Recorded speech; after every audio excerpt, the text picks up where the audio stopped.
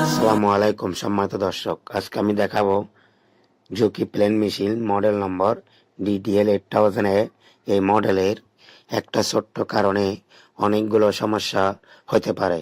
তো এই সমস্যার সমাধানটা আজকে আমি আপনাদের উদ্দেশ্যে ভিডিওর মাধ্যমে দেখাবো।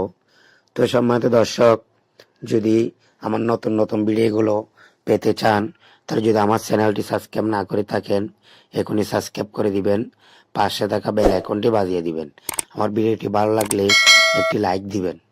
তা আমি চেষ্টা করি সবসময় আমি যেসব সমস্যাগুলা রানিং অবস্থায় পেয়ে থাকি, এই সমস্যাগুলা আপনাদেরকে ভিডিওর মাধ্যমে দেখানোর জন্য। তো অবশ্যই আমি যতগুলো ভিডিও ছাড়ছি সবগুলা সমস্যা রানিং পেয়েছি এবং সমাধানও পেয়েছি, সেই জন্য আপনাদের উদ্দেশ্যে এই ভিডিওগুলো ছাড়ি।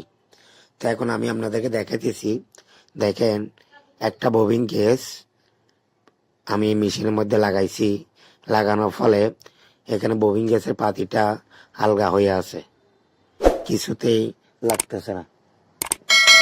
এই ববিন গ্যাসের পাটিতে যদি না লাগে আমার অনেকগুলো সমস্যা হইতে পারে, কিন্তু কারণটা অনেক ছোট, কিন্তু সমস্যা হইতে পারে অনেকগুলা। কেননা এই কারণে নিডল ভাঙতে পারে, টেনশন খারাপ হইতে পারে, মেশিন জাম হইতে পারে, অথবা নাইফ ভাঙে যেতে পারে।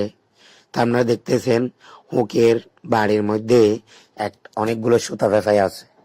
আমি আপনাদেরকে দেখাতেছি সেই জিনিসটা, অনেকগুলো সুতা ফেঁসাই আছে ভিতরে, যেগুলো আমাদের অনেক সময় মাথায় কাজ করে না, এগুলো আমরা ফলো করি না।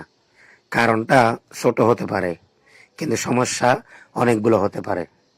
তো আপনারা অবশ্যই এই জিনিসটা খেয়াল করবেন, যেটা আমি আপনাদেরকে ভিডিওর মাধ্যমে দেখালাম।